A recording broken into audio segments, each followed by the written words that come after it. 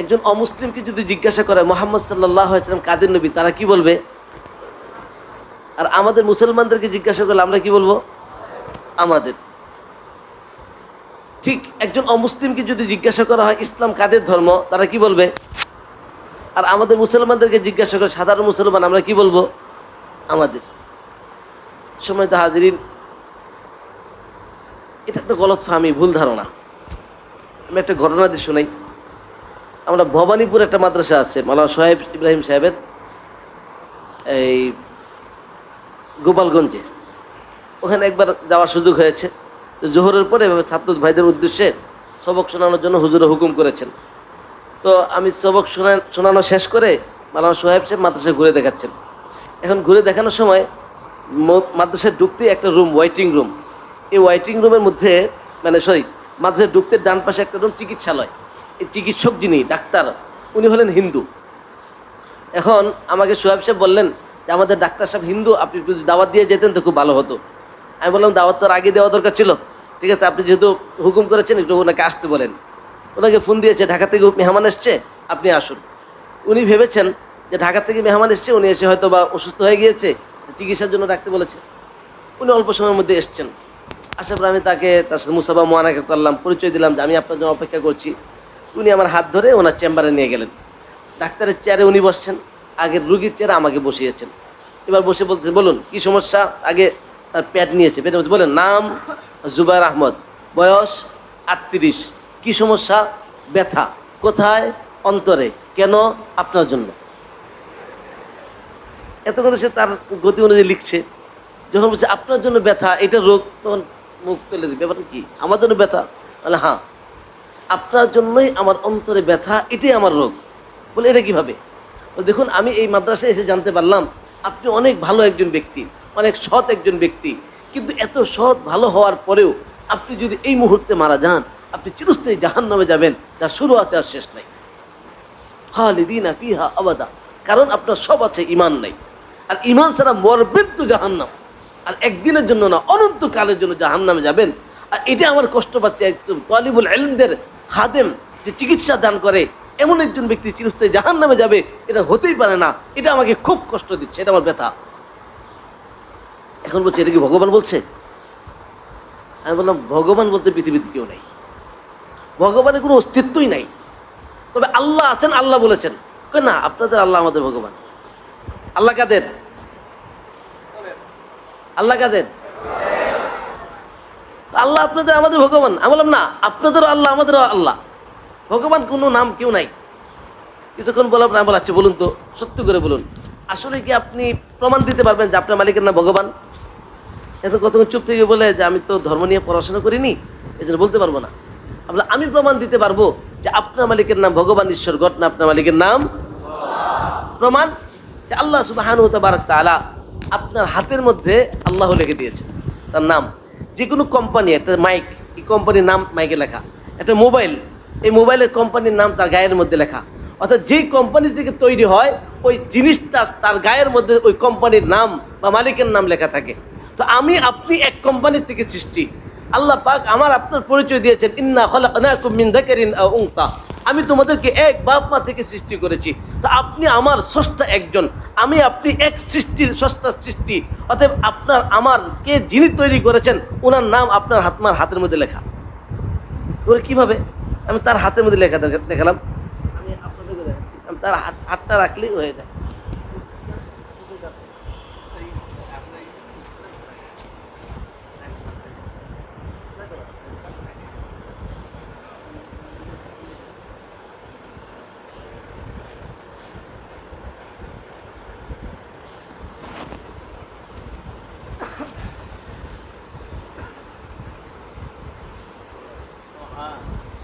হাতের মধ্যে কি লেখা? হাতের মধ্যে কি লেখা? আল্লাহ লেখা। আমি তার হাতের মধ্যে রেখে বললাম যে আপনার মালিকের নাম যে ভগবান হতো, ভগবান লেখা থাকতো, কিন্তু আপনার মালিকের নাম আল্লাহ। তার জন্য প্রমাণ হলো যে আপনার হাতের মধ্যে কি লেখা। শুধু তাই নয়, আপনার চেহারার মধ্যে আল্লাহ লেখা। প্রত্যেকটা প্রতিষ্ঠানের একটা লোগো থাকে, লোগোর মধ্যে পুরো জিনিস স্পষ্ট থাকে না, অস্পষ্ট কিন্তু সাইন থাকে। ঠিক আল্লাহ সুবহানাহু ওয়া তাআলা আপনার চেহারার মধ্যে আল্লাহ লিখে দিয়েছেন। এবার আল্লাহ লিখলে যে আকৃতি প্রত্যেকটা মানুষের চেহারার মধ্যে দূর থেকে দেখবেন সেটা সেই আকৃতি ধারণ হয়। যেমন এই যে আলিফ, দুইটা লাম মিলে যায় না, দুইটা হাড্ডি লাম এসে থুতার মধ্যে মিলে গেছে, নাক সহ আর এক লাম, আলিফ লাম লাম, এটা পিছন দিয়ে ঘুরাই দিলে হা, কি হলো? কানের মধ্যে আল্লাহ লেখা। এই যে কানে পেঁচগুলি আছে দেখবেন, এই যে আলিফ, এই যে লাম, এই যে লাম, আর এটা হলো হা। দূর থেকে তাকাইলে দেখবেন রেখাটার মধ্যে আল্লাহ লেখা। তাহলে বোঝা গেল মালিকের নাম কি? মালিকের নাম কি? মালিক কয়জন? একজন। তো বলে যে না মালিক তো অনেকজন আছে, না, মালিক একজন। আপনি যে ধর্ম মানেন ওই ধর্ম মানলেও মালিক একজন। বলে কিভাবে? আমি বললাম আপনাদের হিন্দু ধর্মের মধ্যে আছে, হিন্দু ধর্মীয় গ্রন্থের নাম হলো বেদ। বেদ 4টা, ঋগ্বেদ, যজুর্বেদ, অথর্ববেদ, সামবেদ। ঋগ্বেদের 10 নম্বর মণ্ডলের 14 নম্বর সূত্রের 5 নম্বর মন্ত্রে আছে একং ব্রহ্মা দ্বিতীয়াং নাস্তে নেহনা নাস্তে কিঞ্চন। ব্রহ্মা ঈশ্বর মালিক আল্লাহ একজন, দ্বিতীয়াং নাস্তে, দ্বিতীয় কোনো মালিক নাই, নেহ না নাস্তি কিঞ্চন। নেহ মানে না, নাস্তি মানে না, কিঞ্চন মানে বিন্দু পরিমাণ, মানে নাই নাই নাই, বিন্দু পরিমাণ নাই। এটাকে আরবি বললে অর্থ হয় লা ইলাহা ইল্লাল্লাহ। তো মালিক একজন, আর এই মালিকের সাথে কোনো শিরিক করা যাবে না। তো কিভাবে শিরিক করা যাবে না? অংশীদার করা যাবে না। এটা আপনার ধর্ম নিষেধ করেছে, ইসলাম যেমন নিষেধ করেছে। আমি শুধু আপনার ধর্ম থেকেও বলছি, যদি ইসলামেরটা না মানেন আপনারটা মানতে হবে, আর আপনারটা মানলে আপনাকে এটা গ্রহণ করতে হবে। কারণ শিরিক, আপনি যদি মূর্তি পূজা করেন, দেবদেবীর পূজা করি আমরা, এটাও নিষেধ। কারণ হিন্দু ধর্মের বেদের মধ্যে আছে, যজুর্বেদ, যজুর্বেদের 14:9 মধ্যে আছে অন্ধং তম প্রবিশন্তি জো সং বুদ্ধিমুপাসতে তত ভূয়তে তম যৌ সম্ভুত্তরতা। অন্ধং তম প্রবিশন্তি, ওই ব্যক্তি অন্ধকার নরকে প্রবেশ করবে, যেহ সং বুদ্ধিমুপাসতে, যে নিজের হাতের বানানো দেবদেবীর পূজা করবে। যাই হোক, তাকে আমি এবার বললাম যে বলেন তো মোহাম্মদ সাল্লাল্লাহু আলাইহি ওয়াসাল্লাম কাদের নবী? বলে আপনাদের নবী। আমি বললাম না, মোহাম্মদ সাল্লাল্লাহু আলাইহি ওয়াসাল্লাম আপনার নবী। না, আপনার মুসলমানদের নবী, আমাদের তো রাম কৃষ্ণ দুর্গা ইত্যাদি। আমি বলছি না, আপনার নবী মোহাম্মদ সাল্লাল্লাহু আলাইহি ওয়াসাল্লাম। কিভাবে? আচ্ছা, কোরআন বলে। কোরআন কি বলে? কুল ইয়া আইয়ুহান নাস ইন্নী রাসূলুল্লাহি ইলাইকুম জামিআ। পৃথিবীতে একটি কিতাব আছে যে কথা বলে, সেটার নাম হলো আল কোরআন। কুল ইয়া আইয়ুহান নাস, হে নবী আপনি মানুষকে বলুন, ইন্নী, নিশ্চয়ই আমি রাসূলুল্লাহি, আল্লাহ পাকের পক্ষ থেকে রাসূল, ইলাইকুম জামিআ, কিয়ামত পর্যন্ত আনেওয়ালা যত মানুষ আসবে সকল মানুষের জন্য নবী। আপনিও মানুষ, আমিও মানুষ। আপনার কপালে লেখা নাই হিন্দু, আমার কপালে লেখা নাই মুসলমান। আপনার চামড়া কাটলে রক্ত লাল বের হবে, আমার চামড়া কাটলে রক্ত লাল বের হবে। আপনার আমার মধ্যে যেমন কোনো পার্থক্য নেই, আমার আপনার মালিকের মধ্যে পার্থক্য নাই। আর ওই মালিক বলতেছেন যে আপনারও নবী মুহাম্মদ সাল্লাল্লাহু আলাইহি ওয়াসাল্লাম, আমারও নবী মুহাম্মদ সাল্লাল্লাহু আলাইহি ওয়াসাল্লাম। কিন্তু আপনি মানুষ, আমি মানুষ। বলে এটা আপনাদের কিতাবের কথা, আমাদের না। যদি আপনি কিতাব, আপনার কিতাব মানে তারপরে নবীকে মানতে হবে। আপনার আপনাদের কিতাবের মধ্যে আছে পুরাণ 18টা। একটা পুরাণের নাম হলো কল্কি পুরাণ। কল্কি পুরাণের 2 নম্বর অনুচ্ছেদের মধ্যে 5 নম্বর অধ্যায়ের মধ্যে আছে যুগ 4টা, সত্য, ত্রেতা, তারপর কলি। হিন্দুদেরকে যদি জিজ্ঞাসা করা হয় এখন কোন যুগ চলছে, বলবে এটা কলি যুগ। কলি যুগে একজন অবতার আসবে, তার নাম হবে নরাশংস, তার পিতার নাম বিষ্ণুদশা, তার মার নাম সুমতি, তার জন্মস্থান সম্বল, তার জন্ম তারিখ মাধব মাসের শুক্লপক্ষে 12 তারিখ। এটা সংস্কৃত ভাষা। এবার অনুবাদ শুনি। আমরা নরাশংস, যে বাংলা অর্থ হয় প্রশংসিত ব্যক্তি, যে আরবি অর্থ হয় মুহাম্মদ বলেন সাল্লাল্লাহু আলাইহি ওয়াসাল্লাম। তার পিতার নাম বিষ্ণুদশা, যা বাংলা অর্থ হয় মালিকের দাস, আরবিতে আব্দুল্লাহ। নবীজির পিতার নাম কি ছিল? তার মার নাম হবে সুমতি, যার বাংলা অর্থ নিরাপদ শান্তি, আরবিতে আমেনা। নবীজির মায়ের নাম কি ছিল? তার জন্মস্থান সম্বল, যা বাংলা অর্থ শান্তির ঘর, দারুল আমান, মক্কা মুকাররমা। নবীজির জন্মস্থান কোথায়? তার জন্ম তারিখ হবে মাধব মাসের শুক্লপক্ষে 12 তারিখ। মাধব থেকে আরবিতে বলা হয় রবি, শুক্লপক্ষ প্রথম অংশ, প্রথমকে আরবিতে বলা হয় আউয়াল, রবিউল আউয়াল। 12 তারিখ 12 তারিখ, রবিউল আউয়ালের 12 তারিখ। এই তারিখে যে নবী আসবেন তাকেই মানতে হবে। হিন্দু ধর্মে আছে কি আছে? লা ইলাহা হর্তি পাপম ইল ইলাহা পরম পাদম জন্ম বৈকুণ্ঠ ইনতি তজপি নাম মুহাম্মদ। লা ইলাহা হর্তি পাপম, আল্লাহর আশ্রয় ব্যতীত পাপ মোচন সম্ভব নয়। ইল ইলাহা পরম পাদম, আল্লাহর আশ্রয় প্রকৃত আশ্রয়। জন্ম বৈকুণ্ঠ ইনতি তজপি নাম মুহাম্মদ। আর তুমি যদি বৈকুণ্ঠ স্বর্গের আশা করো তাহলে মুহাম্মদ রাসূলুল্লাহ সাল্লাল্লাহু আলাইহি ওয়াসাল্লামের নাম জপনা করো। আর এর মধ্যে নবীজির নাম স্পষ্ট আছে।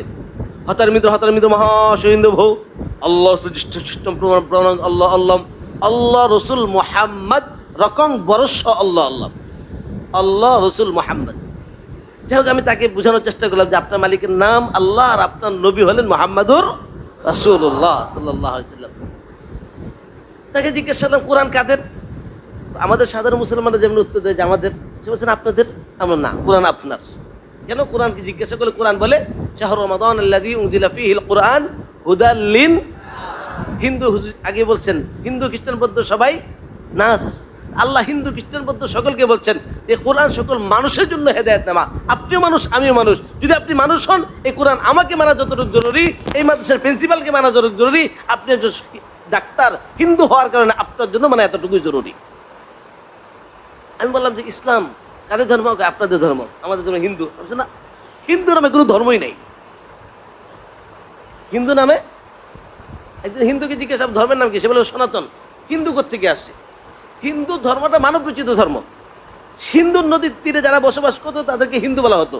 পারস্যরা স উচ্চারণ করতে পারতো না, এজন্য সিন্ধু নদীকে তারা হিন্দু নদী বলতো। আর ওই স্থানের লোকগুলিকে তারা হিন্দুস্থান বলতো, আর স্থানের লোকগুলিকে তারা হিন্দু বলতো। এই জন্য ভারতকে কি বলে? হিন্দুস্তান। আর আপনি হলে সনাতন। যদি সনাতন বলেন না, সনাতন তো পুরাতন। আমি বললাম যে পুরাতনটা মানে, হ্যাঁ পুরাতনটা মানতে হবে।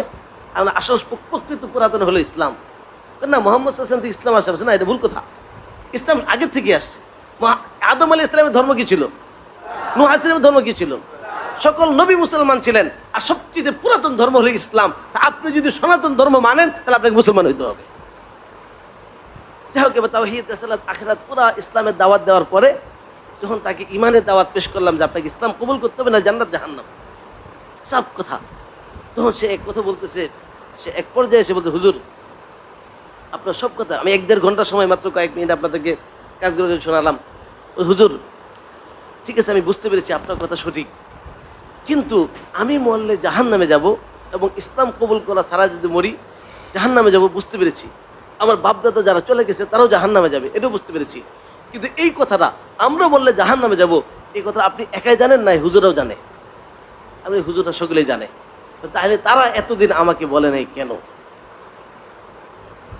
তারা এতদিন আমাকে, আমার খুব ওই আল্লাহ পাকের ওই আয়াত মনে হয়ে গিয়েছে, ফালা নাসআলান্নাল্লাযীনা উরসিলা ইলাইহিম ওয়ালা নাসআলান্নাল মুরসালিন।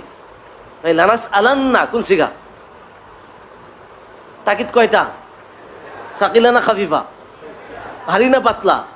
আল্লাহ পাক ভারী 2 তাকিদ দিয়ে বলছেন, অবশ্যই অবশ্যই আমি রাসূল এবং মুরসাল যাদেরকে পাঠিয়েছি, যাদের কাছে পাঠিয়েছি উভয়কে আমি জিজ্ঞাসা করবই। আল্লাহ পাক বলেন, আমি মুসলমানদেরকে, আমাদেরকে আল্লাহ জিজ্ঞাসা করবেন, তোমরা তোমাদের প্রতিবেশী অমুসলিমদেরকে ইসলামের দাওয়াত দিয়েছিল কি দাও নাই? আর অমুসলিমদেরকে আল্লাহ জিজ্ঞাসা করবেন, তোমাদেরকে মুসলমানরা ইসলামের দাওয়াত দিয়েছিল কি দেয় নাই?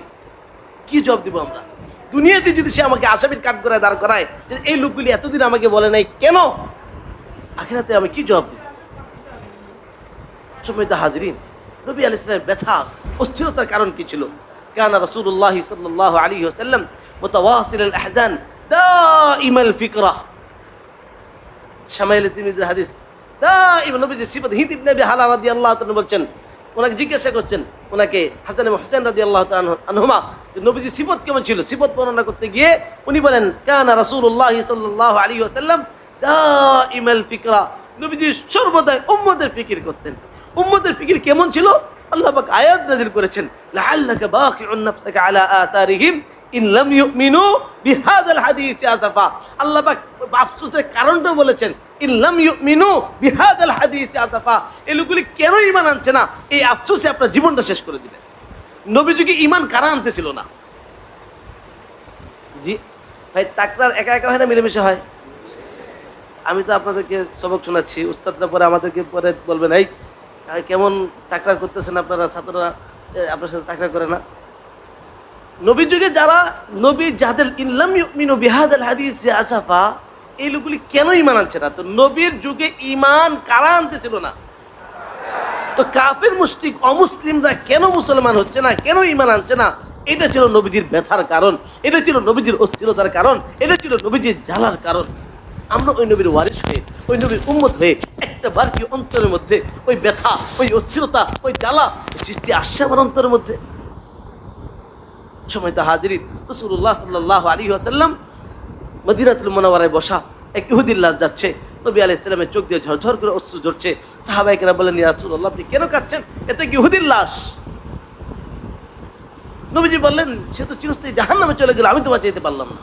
তো নবীজির অস্থিরতার কারণ ছিল লোকগুলি কেন ঈমান আনে নাই। হাজী ইমদাদুল্লাহ মুহাদ্দিস মক্কি রাহমাতুল্লাহ আলাইহি একবার ওনার শাগিরদেরকে বলতেছিলেন, কে তুম কুতুব बनना चाहते हो, তোমরা কি কুতুব হইতে চাও? ওরা শাগিরদের বলে, কোন না চাইতে, কে না চায় যে আমি কুতুব হব না? বললো যে কুতুব হওয়ার ফর্মুলা পদ্ধতি বলে দেই। যদি কোনো অমুসলিমকে মরতে দেখো, এক কোণে এসে চোখের পানি ফেলে আল্লাহকে বলো, আল্লাহ আপনার এক বান্দা চিরস্থায়ী জাহান্নামে চলে গেছে, আমি তো বাঁচাইতে পারলাম না, তুমি কুতুব বন যাওগে। ভাই দোস্ত বুজুর্গ, আমি তো নবীর ওয়ারিস, একটা ভাই চিরস্থায়ী জাহান্নামে চলে গেছে, কেমন মানুষ আমি, কেমন মানবতা আমার। এই হিন্দু বাড়িতে আগুন জ্বললে আমরা বসে থাকবো না আগুন নিবাতে যাব? আমাদের বাড়িতে আগুন জ্বললে হিন্দুরা বসে থাকবে না আগুন নিবাতে আসবে? এই দুনিয়ার আগুনে যদি ত্বক পড়ে যায়, ঔষধ দিয়ে ত্বক ফিরিয়ে আনা সম্ভব। যদি বাড়িঘর পড়ে যায়, টাকা পয়সা দিয়ে উত্তম বাড়িঘর বানানো সম্ভব। কিন্তু এই লোকগুলো যদি মারা যায় তো কোথায় যাবে? কত বছর চলবে? একটা বারকে আমি ফিকির করেছি যে আমি তার জন্য একটা বার কি চিন্তা করেছি, একটা বার কি তাকে বাঁচানোর জন্য দাওয়াতটা দিয়েছি, তবে আপনি যে পথে চলছেন এই পথটা জাহান্নামের পথ, এই পথটা চিরস্থায়ী জাহান্নামের পথ।